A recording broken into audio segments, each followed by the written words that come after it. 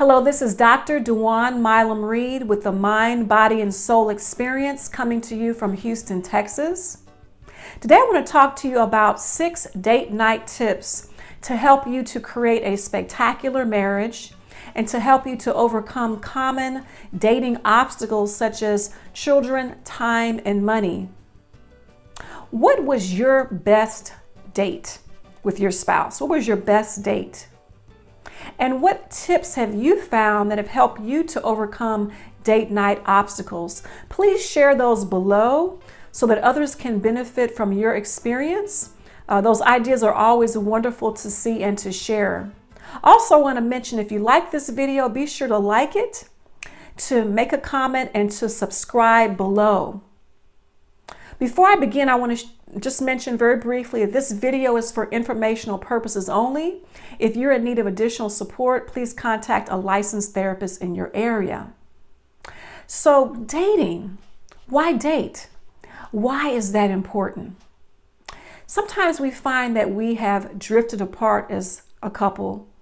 That's very, very easy to do in this busy world that we live in. Very easy to drift apart. We're caught up in work and many times taking care of children, chores, all the errands and duties that we have. And we look up and we find that we're not spending much time with our spouses.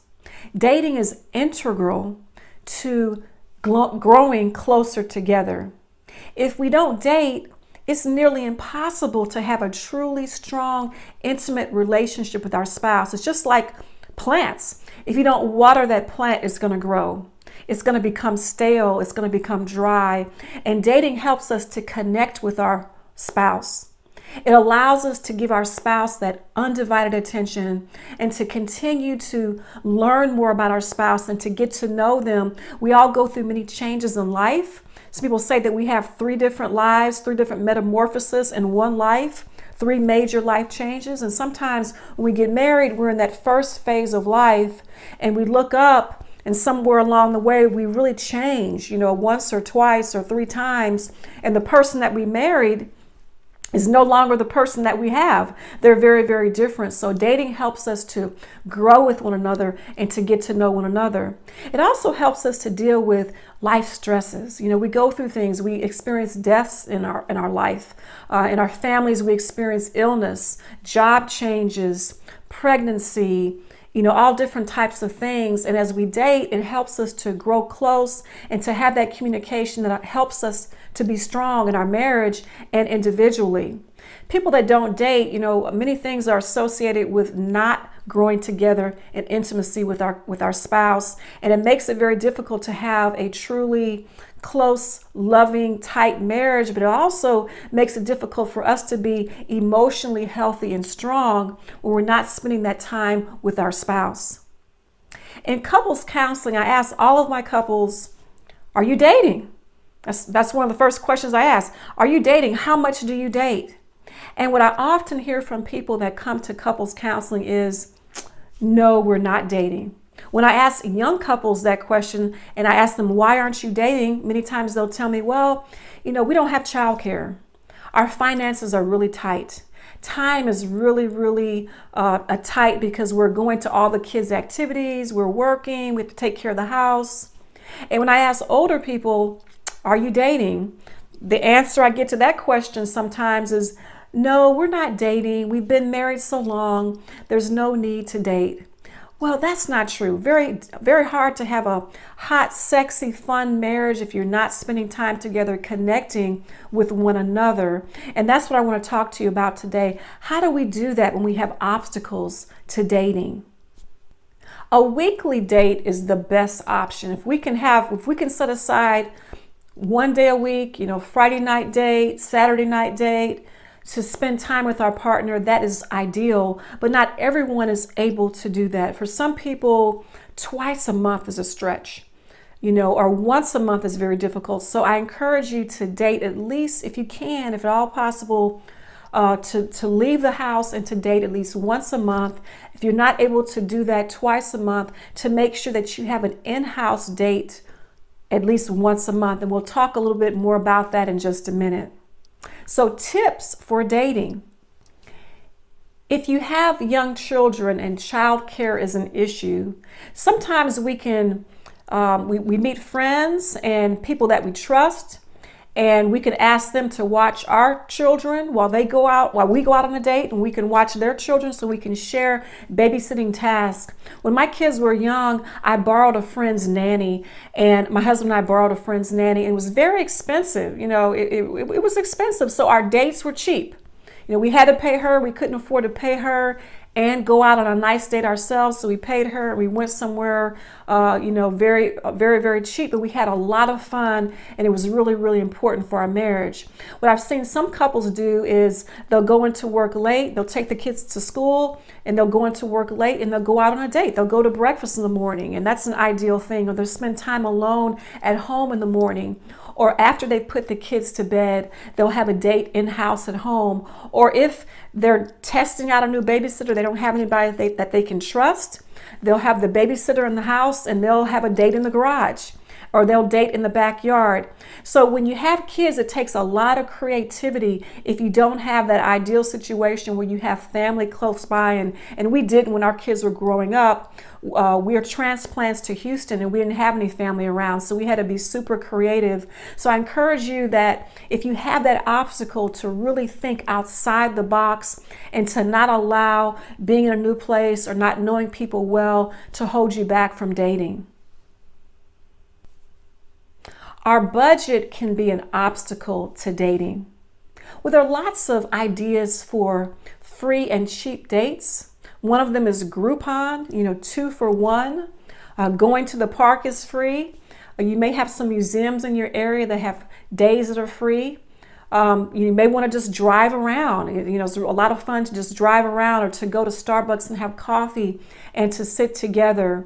There are many different things that we can do that don't cost a lot of money, such as service projects, or doing something around the house, deciding that the two of you are going to make a garden in the backyard, just the two of you together without any children around. So I encourage you to think outside the box. Think of some things that you can do that are free or low cost. You can go online and type in, free dates and put your city in, or low cost dates, or free activities in your city, and all types of things will pop up. Our schedules can be an obstacle to dating. We lead busy lives, so I encourage you to pick a date night and to stick to that night and to not allow anything to interfere with your date night. Stick to it, be strong. Planning can be an obstacle to dating. When I have couples come in for marriage counseling, I often hear, well, I'm always the one who plans date nights and I'm so sick of it, and she must not care about me because I'm always the one that's planning, or he must not care about me. Well, in any marriage, usually there's one person who's the planner. And if it's you, take on that responsibility. Don't allow planning to be an obstacle to dating. If you're the better planner, do it. It's just like if you're the person who's better with finances, take care of the finances. If you have both agreed to that in your marriage, many times there's one person who's better at it than the other. But in the ideal case, it's wonderful if you both can help plan date night. If one person plans one activity that they enjoy, the next time the other spouse plans something that they enjoy, and the next time you both get together and compromise. Many times when you do it this way, you look up and you'll discover that you really enjoy some of the activities that your spouse does, and your spouse has opened up a new world to you through their activities, such as golf. Maybe you don't like golfing, or you don't think you like golfing, but you go with your spouse and you end up having a really good time. Or maybe you don't think you like museums, but you go with your spouse and you have a really good time going to museums. So we want to compromise. We want to meet our spouse where they are, do things that they enjoy, and that should make us happy that we're pleasing our spouse, but also to compromise.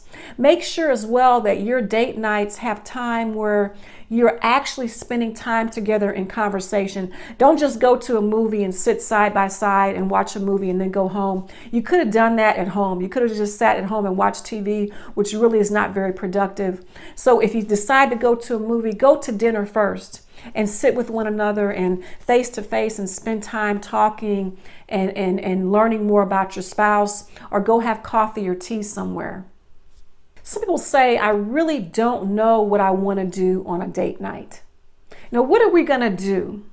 I think that's an easy one. You can sit together and do date night planning and get on the internet, look at different types of dates. Maybe you want to go and do archery one time. Maybe you want to go to a festival in town, and you can write all these ideas on a piece of paper and cut those ideas up into little pieces and put them in like a fishbowl.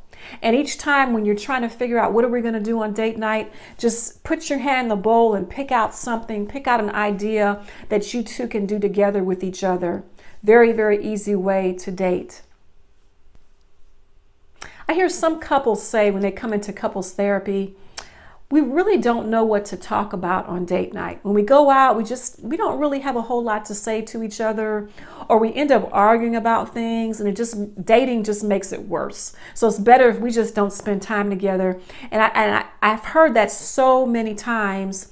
And what I tell my couples is that, you can go online and download dating questions. Just type in dating questions and you get all these wonderful questions that pop up, like, if you were a flavor of ice cream, what would you be? If this was your last day on earth, who would you want to spend time with? So these questions can be silly or they can be serious, but you can find some really, really good questions. Also, there's some dating books that are out there. You can go on Amazon and punch in dating book and you'll get books of questions, or you can punch in question books, and they're wonderful ideas on things to talk about. If you're going through a rough patch in your marriage, I encourage you to not talk about the issues that you're having conflict with, to lay those aside and just focus on questions and conversations that you can have that are fun and lighthearted and allow you to get to know your spouse better. So if you don't know what to talk about, that's the problem.